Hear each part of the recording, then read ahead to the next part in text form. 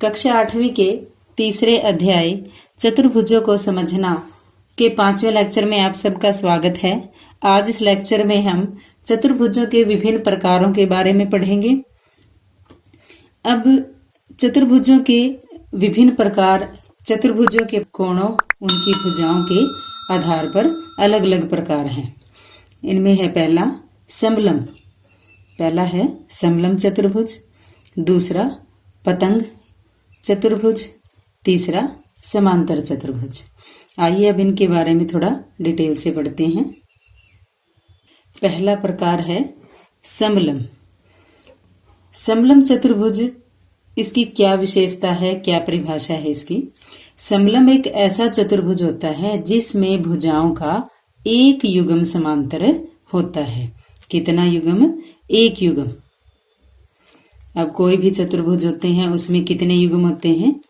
2 युग्म होते हैं भुजाओं के। तो इनमें से एक भुजाओं का क्या है? एक युग्म समांतर होता है। अब यहाँ देखो कुछ आकृतियां दी हुई हैं, इनमें देखते हैं कि समलम चतुर्भुज कौन सा है। अब देखिए पहली आकृति, यहाँ तीर के निशान लगे हुए, ये दोनों भुजाएं क्या है? आपस में समांतर है, और दूसरी भुजाएं समांतर नहीं है, यानी जो समान अंतर पे होती हैं। इसी प्रकार दूसरी आकृति में भी क्या है, यानी जहां ये तीर के निशान लगे हुए, ये कैसी भुजाएं हैं? समांतर। तो ये भी क्या है? एक समलम है। ये दूसरी आकृति भी क्या है? एक समलम चतुर्भुज। तीसरी आकृति में जहां ये तीर के निशान लगे हुए, ये दोनों भुजाएं आपस में क्या है? समांतर, यानी एक युग्म क्या है? समांतर, दूसरा समांतर नहीं है। तो ये कैसा चतुर्भुज है? समलम। और अगली आकृति में जहां तीर के निशान लगे हैं, ये समांतर हैं, और इसके साथ दूसरा युग्म भी समांतर है। तो क्या होना चाहिए? समलम में एक युग्म समांतर होना चाहिए। तो ये भी क्या है? एक समलम चतुर्भुज है, यानी कम से कम एक युग्म तो समांतर होना ही चाहिए। उसके बाद यहाँ देखें अगली आकृति में कोई भी भुजाएं आपस में, ये सम्मुख भुजाएं समांतर नहीं है। 2 जोड़ों में से एक भी नहीं है, तो इसका मतलब ये समलम नहीं है। यहाँ भी देखें हम, यहाँ जो ये तीर के निशान लगे हुए, ये समांतर तो है, लेकिन क्या ये चतुर्भुज है? इसकी भुजाएं देखें, 1 2 3 4 5, ये चतुर्भुज नहीं है, तो ये समलम भी नहीं है। इसी प्रकार अगली आकृति, यहाँ भी क्या है? कोई भी जोड़ा समांतर नहीं है, इसलिए यह भी चतुर्भुज क्या? समलम नहीं है। तो समलम चतुर्भुज कैसा होता है? जिसमें भुजाओं का एक युग्म समांतर होता है। आइए अब अगले प्रकार के बारे में पढ़ते हैं। अगला चतुर्भुज कौन सा है? पतंग चतुर्भुज। इसे पतंगाकार चतुर्भुज भी कहते हैं। अब यहाँ देखो हमें अलग अलग आकृतियां दी हुई हैं। अब इनमें से कौन सी पतंगाकार चतुर्भुज है? पहले हम इसकी विशेषता देख लेते हैं। एक पतंग में 4 भुजाएं होती है, यानी ये क्या होना चाहिए? एक चतुर्भुज होना चाहिए, 4 भुजाओं से घिरी बंद आकृति। दूसरा, इसमें अलग अलग आसन भुजाओं के 2 युग्म। आसन भुजाएं कौन सी होती है? जो एक बिंदु पर मिलती हैं, जो एक बिंदु पर मिलती हैं। जैसे ये चतुर्भुज ABCD में AB और AD, ये दोनों एक बिंदु A पे मिल रही हैं, तो ये आसन भुजाएं हैं। इसी तरह AB और BC, ये दोनों किस बिंदु पे मिल रही हैं? B पर, ये कैसी हैं? आसन भुजाएं। इसी प्रकार BC और CD, ये भी आसन भुजाएं हैं। तो दूसरी कंडीशन क्या है इसके? इसमें अलग अलग आसन भुजाओं के 2 युग्म होते हैं जिनकी लंबाई बराबर होती है। अलग अलग भुजाओं के 2 युग्म आसन भुजाओं के। अब ये देखो पहला युग्म कौन सा है आसन भुजाओं का? इस आकृति में AB और दूसरा है AD। ये पहला युग्म हो गया आसन भुजाओं का, और यानी आसन भुजाएं। और दूसरा युग्म क्या है, BC और CD। ये दोनों क्या होते हैं, इनकी लंबाई क्या होती है, बराबर। जैसे AB और AD की लंबाई बराबर है, इसी प्रकार BC और CD की लंबाई बराबर है। तो पतंगाकार चतुर्भुज में क्या होगा कि अलग अलग आसन भुजाओं के यानी दो जोड़े क्या होते हैं, ये बराबर होते हैं। अब अगली आकृति में भी देखें तो जहाँ पे एक एक का ये निशान लगा हुआ है, ये दोनों आसन भुजाएं होगी। इसका हम नाम लिख लेते हैं PQRS। तो यहाँ पे कौन से आसन भुजाओं का जोड़ा बराबर है, PS और SR। ये दोनों भुजाएं बराबर हैं। इसी प्रकार PQ और QR, ये आसन भुजाओं का जोड़ा बराबर है। इसी प्रकार अगली आकृति में ये निशान भी लगे हुए हैं, जहाँ एक एक निशान है, ये दोनों भुजाएं बराबर है। दो दो निशान वाली वो दोनों भुजाएं आपस में बराबर है। तो ये सारी कैसी चतुर्भुज है, पतंगाकार। कैसी है ये, पतंगाकार या पतंग चतुर्भुज।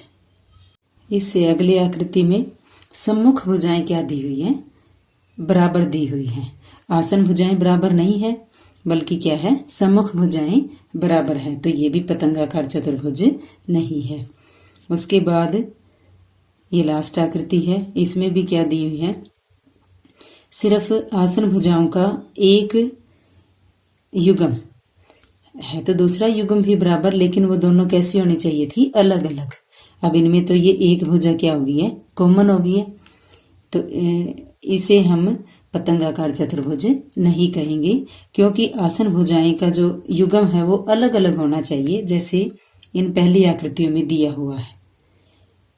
अब पहली दो भुजाएं ये बराबर हैं, और फिर तीसरी और चौथी भुजाएं बराबर है। यहाँ पे पहली, दूसरी और तीसरी ये तीन ही बराबर है, चौथी भुजा इसमें बराबर नहीं है।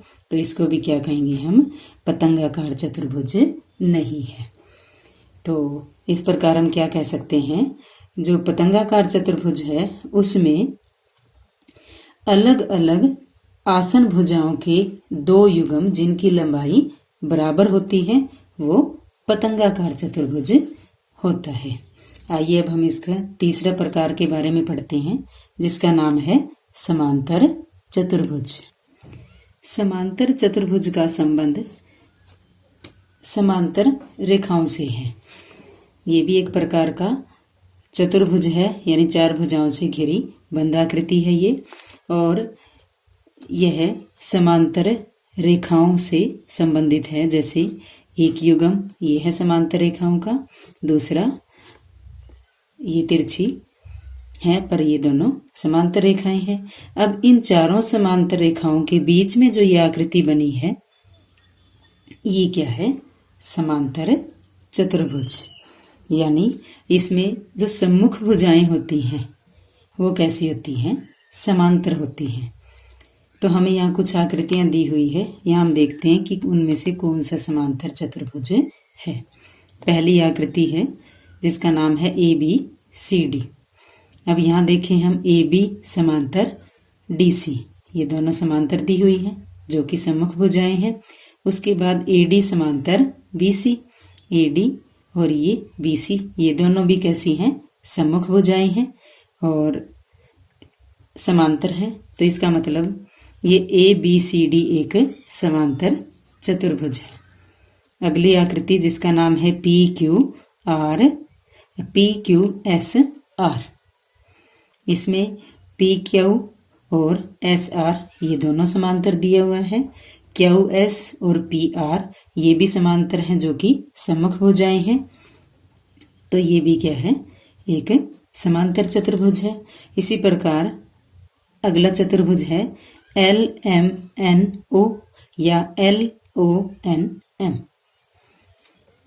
इसकी सम्मुख भुजाएं हैं LM और ON, ये दोनों समांतर हैं। दूसरा सम्मुख भुजाओं का जोड़ा है LO और MN, ये भी क्या दिया हुआ है, समांतर दिया हुआ है।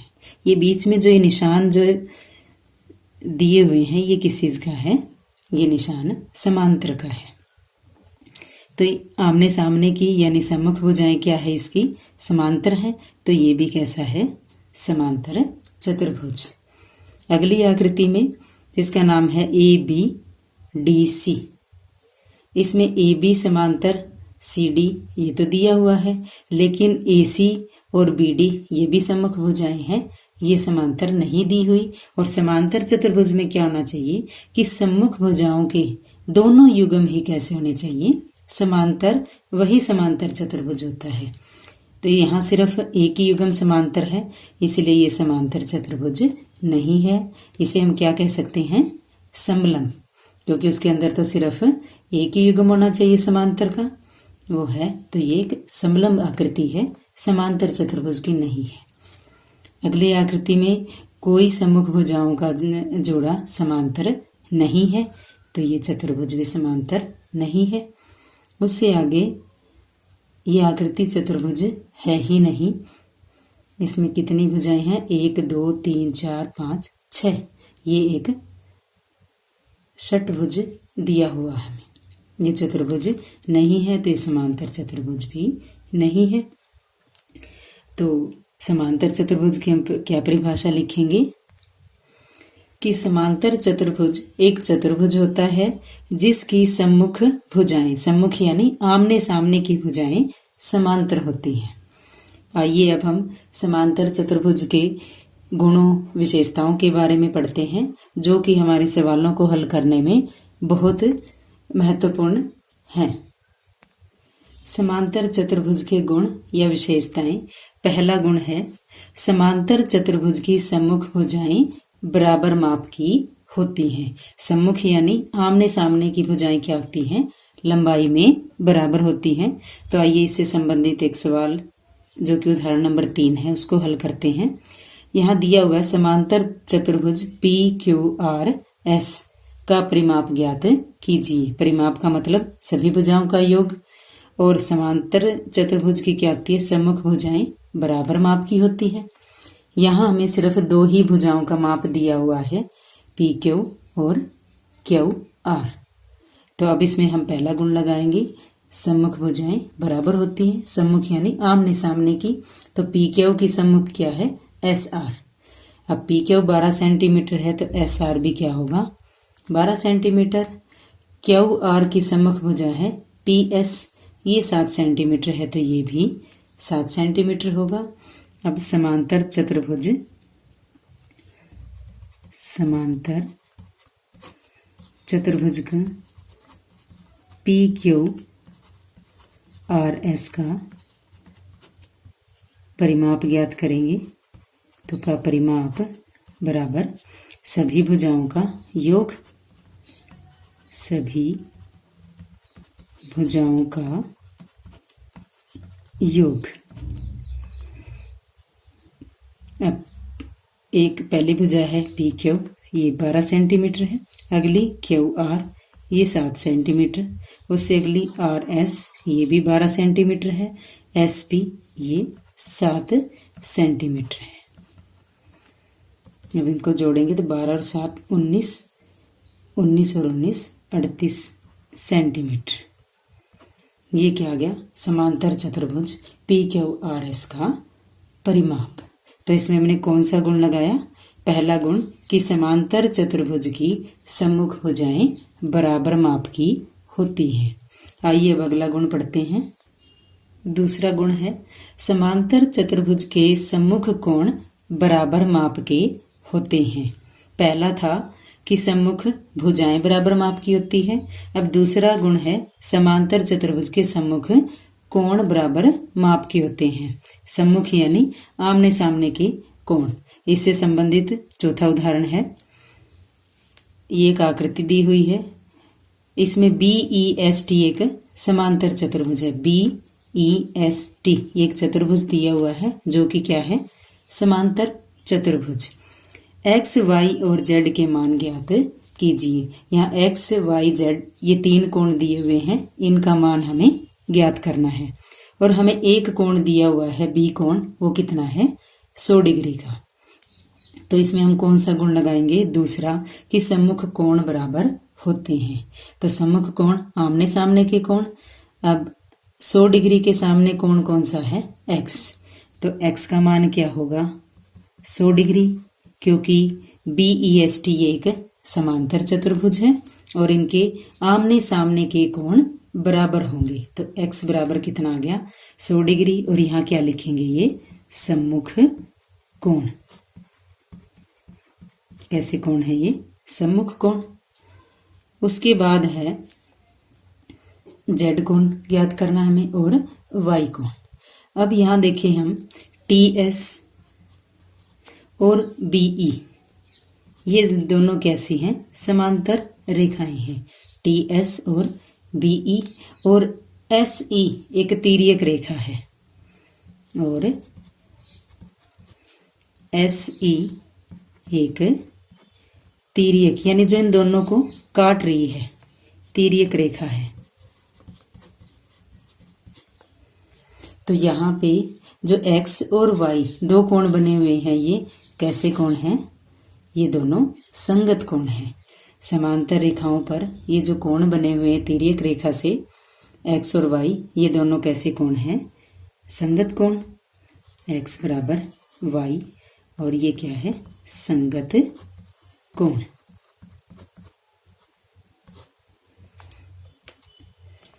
अब जो मान x का है वही किसका होगा, y का।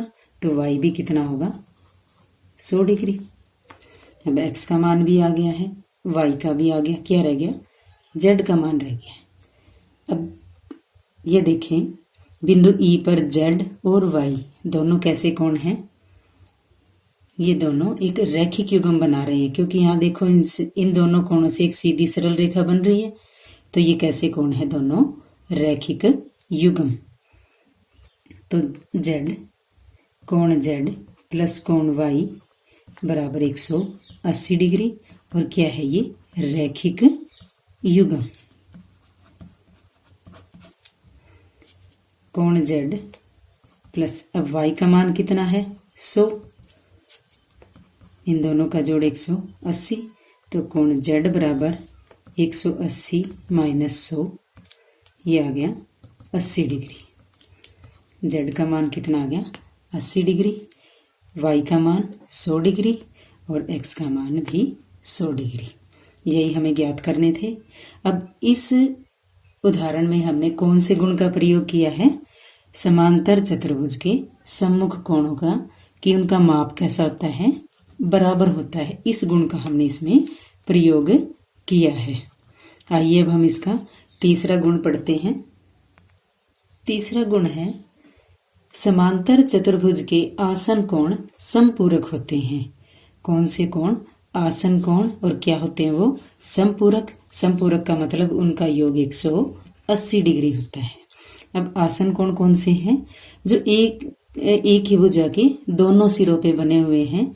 कोई भी चतुर्भुज हो, पंचभुज हो, कोई भी बहुभुज हो, तो उसके जो ये लगातार कोण होते हैं, दो लगातार कोण, वो कैसे होते हैं, आसन कोण। इससे संबंधित एक उदाहरण है 5वां। यहाँ हमें एक समांतर चतुर्भुज दिया हुआ है जिसका नाम है RING। इसमें R और I ये संगत आसन कोण है, I और N ये दोनों कैसे हैं, ये भी आसन कोण है। इसी प्रकार R और G ये भी आसन कोण है। तो हमें यहाँ पे इस तीसरे गुण का प्रयोग करके इस चतुर्भुज के बाकी कोण ज्ञात करने हैं। हमें यहाँ सिर्फ एक ही कोण दिया हुआ है, वो है कोण R। इसका माप है 70 डिग्री। अब R के आसन कोण, चाहे हम G कोण ले ले चाहे I, ये दोनों ही आसन कोण है। तो आसन कोण कैसे होते हैं, समपूरक, यानी इनका कोणों का योग 180। तो हम I कोण ले लेते हैं। तो कोण R प्लस कोण I दोनों ही क्या है, समपूरक, तो इसलिए इनका जोड़ 180 डिग्री। यहाँ लिखेंगे समपूरक कोण। R का मान कितना है, माप 70 डिग्री, प्लस कोण I बराबर 180 और कोण आई बराबर 180 माइनस 70। अब 180 में से 70 गए 110 डिग्री। आई कोण का माप आ गया 110 डिग्री। अब बाकी दो कोण और ज्ञात करने हमें, कोण जी और कोण एन। अब हम कौन सा गुण यूज करेंगे इसमें? सम्मुख कोणों का, जो दूसरा गुण था।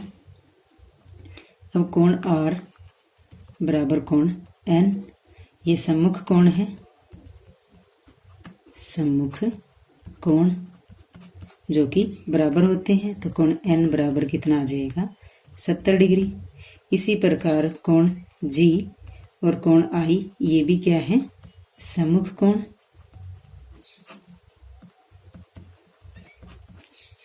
ये भी आपस में क्या होते हैं? बराबर। तो कोण आई भी कितने डिग्री का होगा? जितना कोण आई कोण कितने का? 110 डिग्री का। तो कोण जी भी क्या होगा? 110 डिग्री का। तो इसी प्रकार बाकी कोणों का मान भी हमने ज्ञात कर लिया है। कौन से गुण का प्रयोग करके? तीसरे गुण, समांतर चतुर्भुज के आसन कोण समपूरक होते हैं। आगे है समांतर चतुर्भुज का चौथा गुण। चौथा गुण है समांतर चतुर्भुज के विकर्ण एक दूसरे को समद्विभाजित करते हैं। इससे संबंधित यह आकृति देखें। ए बी सी डी ये एक क्या है? समांतर चतुर्भुज है। और इसके विकर्ण यानी सम्मुख बिंदुओं को जब हम मिलाते हैं तो वो क्या बनता है? विकर्ण। एक दूसरे को क्या करते हैं? समद्विभाजित, यानी एक दूसरे को मध्य बिंदु पर प्रतिच्छेद करते हैं। यहाँ ए सी और बी डी ये दो विकर्ण हैं, ए सी और बी डी ये क्या है? विकर्ण है। और ये किस बिंदु पर प्रतिच्छेद कर रहे हैं? ओ बिंदु पर। और ओ क्या है? इन दोनों विकर्णों का मध्य बिंदु है। यानी ये जो विकर्ण है एक दूसरे को समद्विभाजित करते हैं, एक दूसरे को दो समान भागों में बांटते हैं।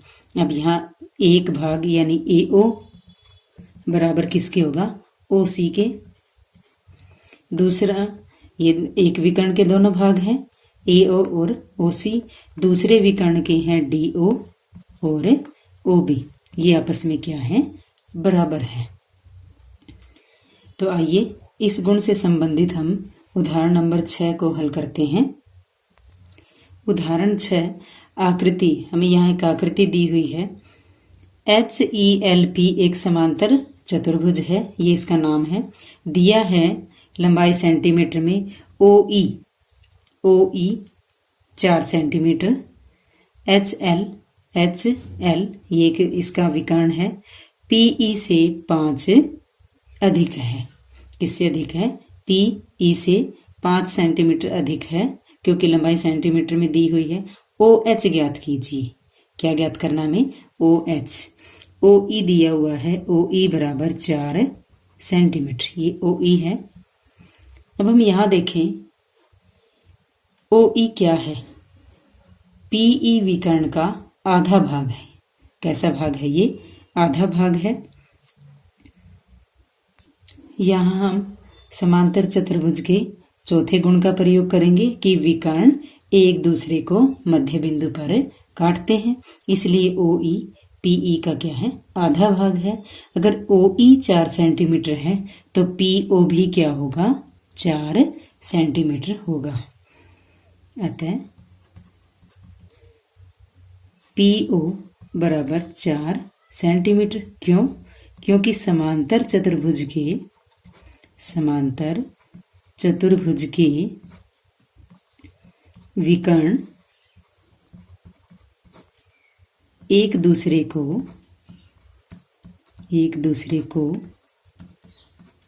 समद्विभाजित करते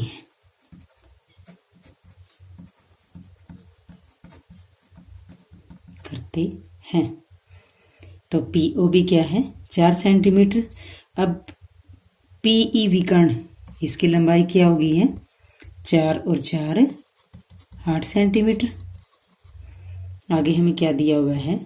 HL PE से 5 अधिक है। HL दूसरा विकर्ण है, वो क्या है, उसकी लंबाई PE से, जो पहला विकर्ण है उससे 5 सेंटीमीटर अधिक है। तो HL बराबर PE प्लस 5 सेंटीमीटर। अब PE 8 सेंटीमीटर है, 8 सेंटीमीटर प्लस 5 सेंटीमीटर कितना हो गया, HL की लंबाई 13 सेंटीमीटर। हमें ज्ञात क्या करना है, OH जो इस दूसरे विकर्ण यानी HL का आधा भाग है, तो OH बराबर HL बटे 2, क्योंकि ये आधा है इसका। HL है 13 सेंटीमीटर और 13 बटे 2, 13 को 2 से भाग करेंगे तो 6.5 सेंटीमीटर। तो OH की लंबाई क्या आ गई, 6.5 सेंटीमीटर। तो इस उदाहरण में हमने कौन से गुण का प्रयोग किया है, समांतर चतुर्भुज के चौथे गुण का, कि जो विकर्ण है समांतर चतुर्भुज के वो एक दूसरे को मध्य बिंदु पर काटते हैं, एक दूसरे को समद्विभाजित करते हैं। तो बच्चों ये थे समांतर चतुर्भुज के गुण, और इस लेक्चर में इतना ही। अगली प्रश्नावली 3.3 जो कि समांतर चतुर्भुज और समलंब से संबंधित है, हम अगले लेक्चर में हल करेंगे। धन्यवाद।